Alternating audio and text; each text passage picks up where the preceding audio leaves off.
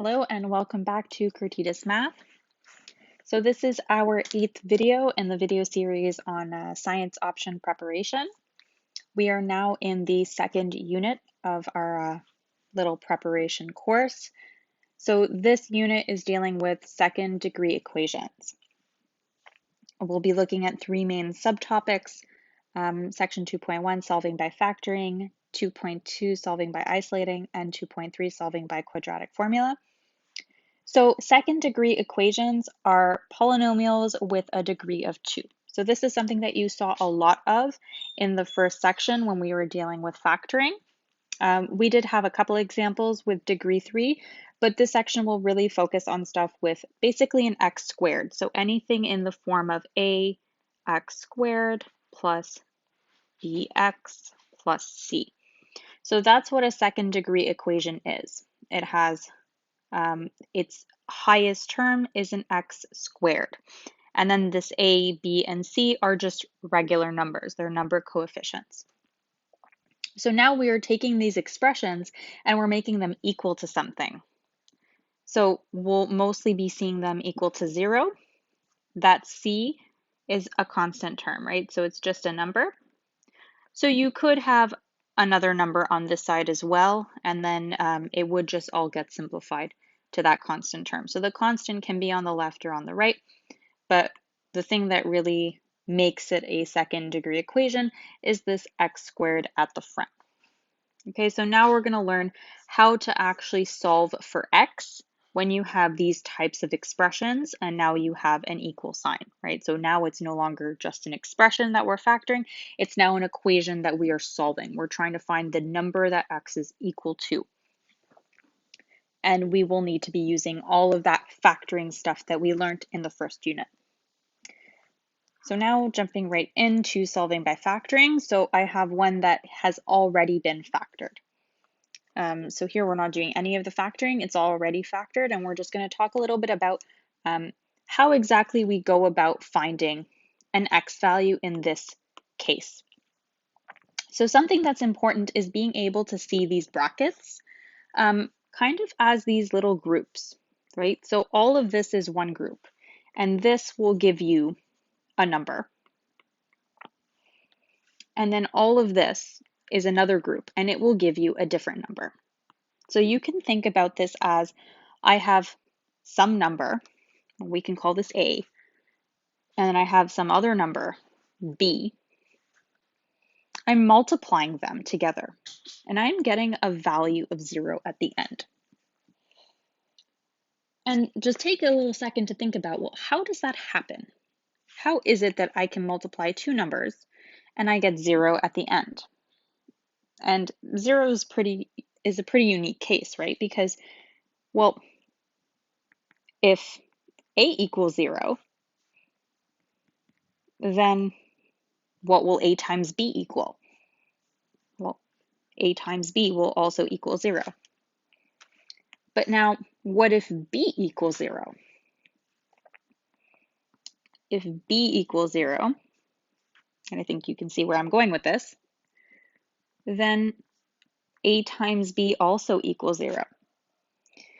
So now we have to think about, well, A is not just a number, it's this whole expression, right? It's x, the number that we're looking for, minus 2. So what value can I put in an x to make this entire thing 0? So I'm just going to erase this scribble so it's easier to visualize. If I put in x is 2 here, well then 2 minus 2, that will give me 0. And then you're looking for the same situation in the other bracket, is that if I put x is 7 in here, 7 minus 7 is 0, and that will also give me a 0. So this is kind of the process that we use. Well, this is the idea, I should say, why we're doing what we're doing, and why it's very important to have this 0 situation is because of this unique property of zeros and multiplying with zeros. So to actually solve this, and I'll just rewrite it. So x minus 2, x minus 7 equals 0. You can put a big note in saying this must be 0.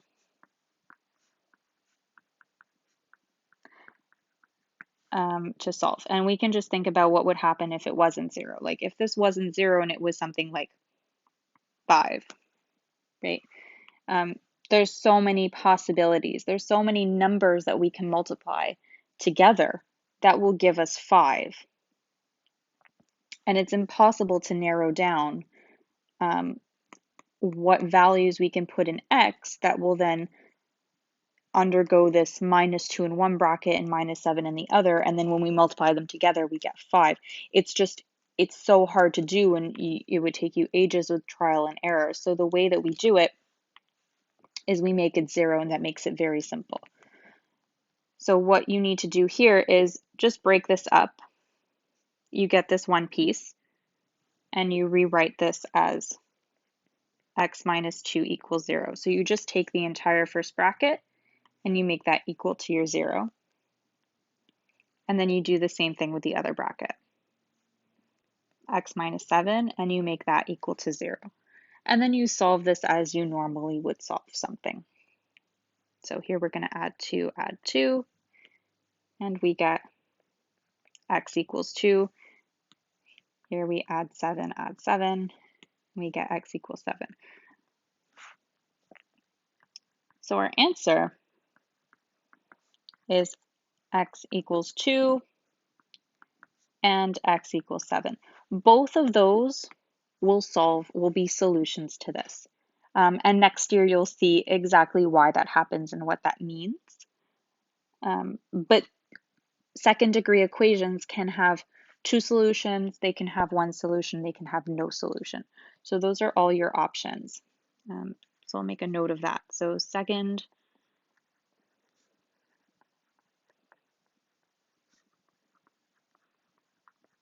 degree equations can have 1, 2, or I should have started with 0, but or 0 solutions. So that's our little note. Okay. Okay, so now we're going to look at this example here. So this is just to look at kind of a common mistake. And here, this is very tempting to leave like this, right? To leave that 3 on that side. And it's tempting because we see that there's a common factor here of x. And we might want to do something like this. Take the x out and make it 2x minus 5. And then do exactly what we did before up here, but instead of leaving 0, we just leave the 3. But we can't do that because of that situation, that it's the unique property of having 0 that allows us to break it up into 2 separate pieces.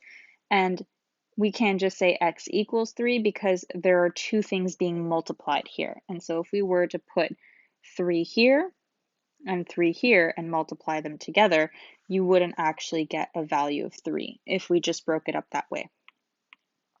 So in fact, what we have to do, I'm going to erase this, is when you encounter this type of situation, you have to move that 3 over.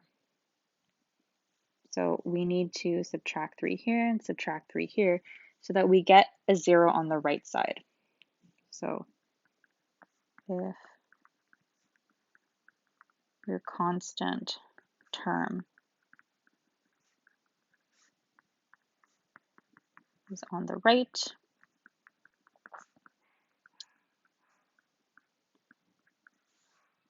move it over to give you 0.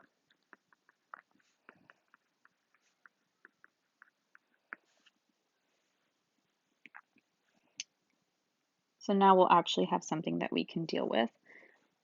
So 2x squared minus 5x minus 3 equals 0. And now we can factor this using our factoring techniques that we learned in the first unit. So we would, since we have a trinomial here, we would have to use the product and sum method. So just a little refresher of how product and sum works. We're looking at 2, we are looking at -3, and we start by multiplying them. So 2 times -3 is -6. And we do our little factor umbrella, right? Let it rain factors. So we get 1, 6, 2, 3. And then we have to see, well, we know that one of them here is going to be negative. And this is actually a really good example because this is a very easy mistake to make. So because we have 2 times -3 and we have -6, right? The only way to get -6 is for you to have one of these be positive and one of them be negative. So you need a positive, so that one of them from this column can either be positive or negative, and then the other one has to be the opposite. Because here we have +1 and -6, that will add up to give us -5.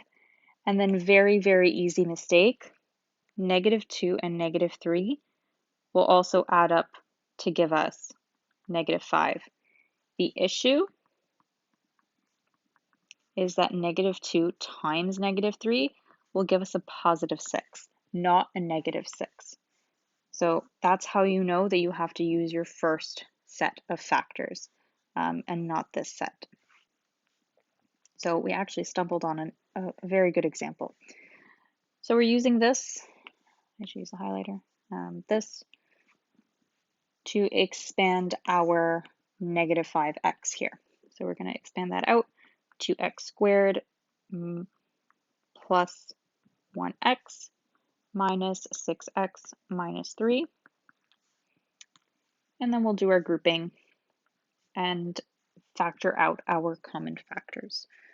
So in the first bracket, we have a common factor of x. We'll factor out x. We have 2x plus 1 that gets left behind. In the second bracket, we have a common factor of -3. And an x plus 1, 2x plus 1 that gets left behind. Now I'm running out of room. I'm just going to squeeze this, make that a little smaller. And now we can rewrite this, right? So we get x minus 3. So these two go into 1. And then these two pieces here get combined into one bracket, 2x plus 1. So now we have our two pieces. And now we're solving by factoring. So we've done our factoring, now we can actually figure out what our x equals. So we're going to start with our first part, x minus 3 equals 0. We're going to solve for x there. So here we have to add 3 on both sides. We get x equals 3. And then we do our second bracket, 2x plus 1 equals 0. And we solve for our x. We subtract 1, 2x equals -1, divide by 2. Oh, I'm really out of room here. X equals a -1/2. So our answer is x equals 3 or -1/2.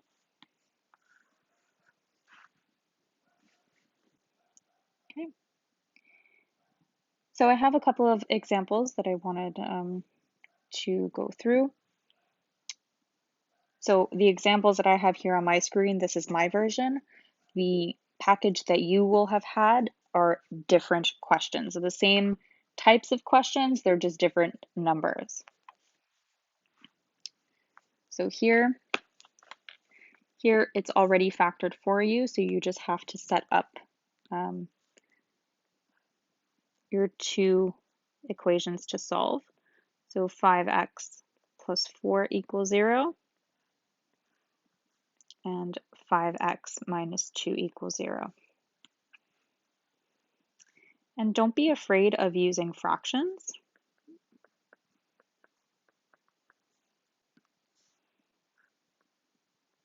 So we're dividing by 5.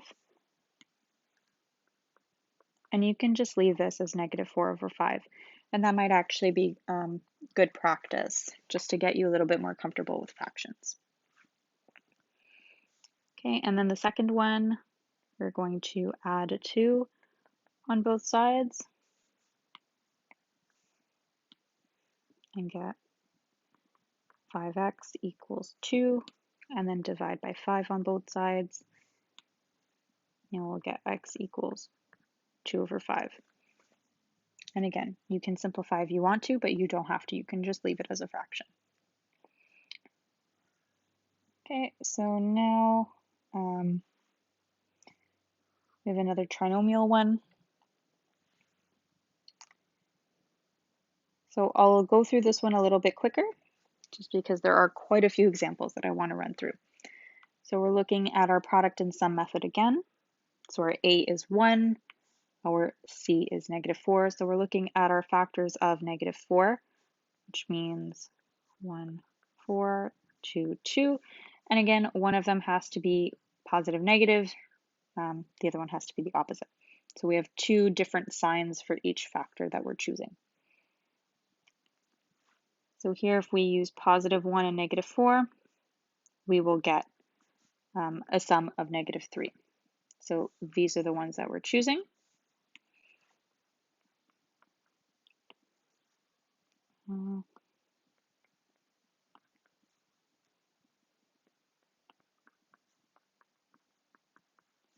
So we've broken up that negative 3x into 2 terms. We haven't changed anything. We've just rewritten negative 3x in a different way. And now we can do our grouping. So take out our common factors. We'll take out x. We're left with x plus 1. And then a second bracket, we can factor out negative 4. And again, we're left with x plus 1.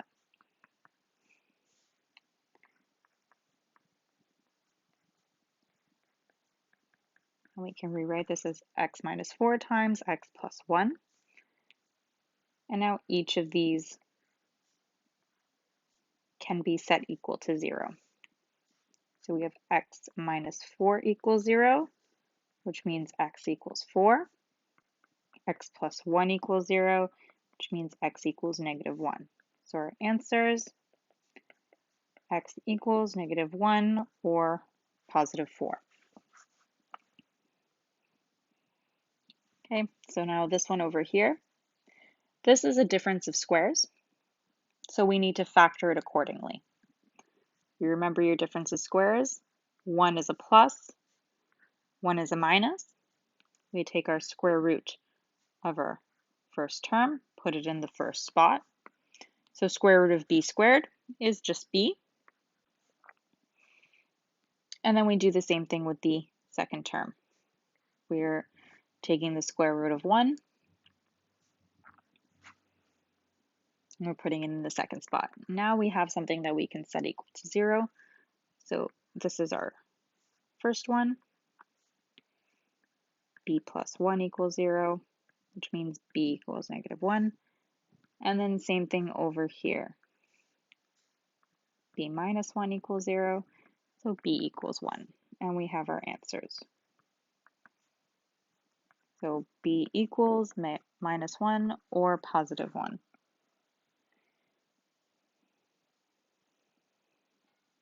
Okay, this one here is actually a very good example, so I pay very close attention here. So this one here is not a difference of squares, but we only have the, if we look at our second degree expression here, the ax squared bx plus c, this does not have a c term, right? There's only the first two, which means you don't need to use product and sum, you just have to figure out what is the common factor here. Is there something that I can factor out to make this simpler? And it's something that usually we kind of forget because we look at all these complicated different ways of factoring, and we always forget that we can just take out a k. There is a k in each term, which means I can write this like this. K times k minus 1. So we just pulled out the k that would have been distributed in there, or we just undid that distribution. And now, just because this k here at the front isn't a binomial, it's just a single term, it's still a factor. It's still this k times this k minus 1. There are two things being multiplied together. So the same situation applies. It's just we don't really have to do any work. It's easier. K equals 0. And then this part where you do have to do a little bit of work, k minus 1 equals 0, which means here k equals positive 1. So this one is kind of complicated in its simplicity. I've seen a lot of mistakes on this stuff just because it's so simple that we overcomplicate it. Okay, and I believe that there was at least one more. Yeah, so this one here. So here I gave you a hint. The question starting at number 21. These questions will have constant terms on the right-hand side. So if you see that, don't panic. You just have to remember, make it equal to 0 first. You can't solve or isolate anything unless you have a 0 on the right-hand side. So we need to move this minus 4 over before we can touch anything. So to get this to 0 over here, I need to add 4. So I'm going to add 4 here, and I'm going to add 4 here. Now we'll have 3x squared plus 20x plus 25 equals 0. And now we are safe to factor on this side.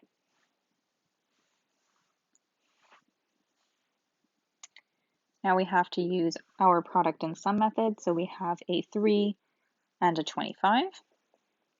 So 3 times 25 is 75.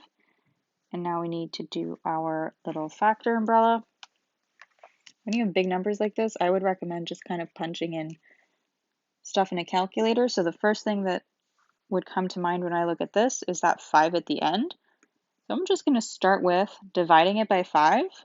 And when you do that, you get 5 and 15. And that actually ends up working. And that was just an educated guess. So plus 5 plus 15 would give us positive 20. So we can expand that 20x out. That's 5x and 15x. And I'm just going to repeat it again that this 20x, we didn't change anything. We just broke it up into two pieces. These two things are our 20x. We just wrote it differently. And now we can do our grouping.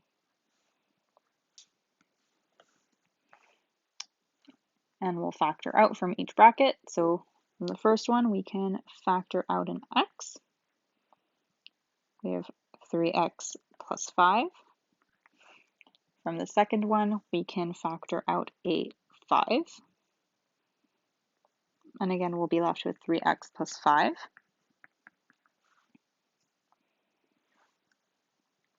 And we can put our two brackets together now. X plus 5, 3x plus 15.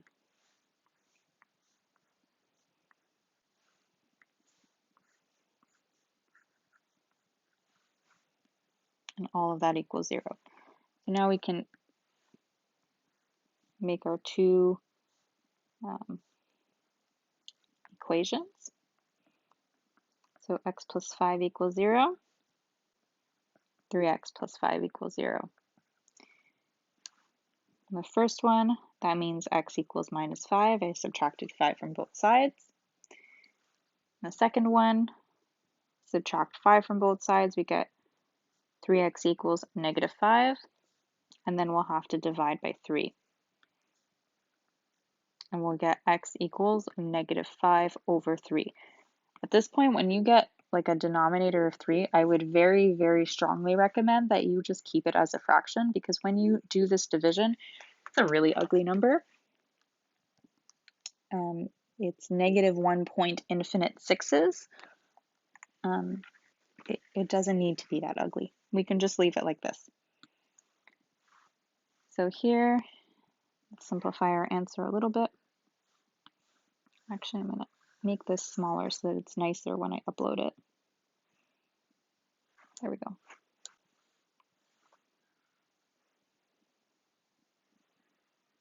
There. So we have our answer, x equals -5 or -5 over 3. Let's just make sure there were no other ones that I wanted to do. That was everything. Okay. So that is it. I hope that you enjoyed this video and that this was helpful. If it was, make sure to give it a thumbs up, like, subscribe, hit the little bell. I will see you in the next one. Bye for me.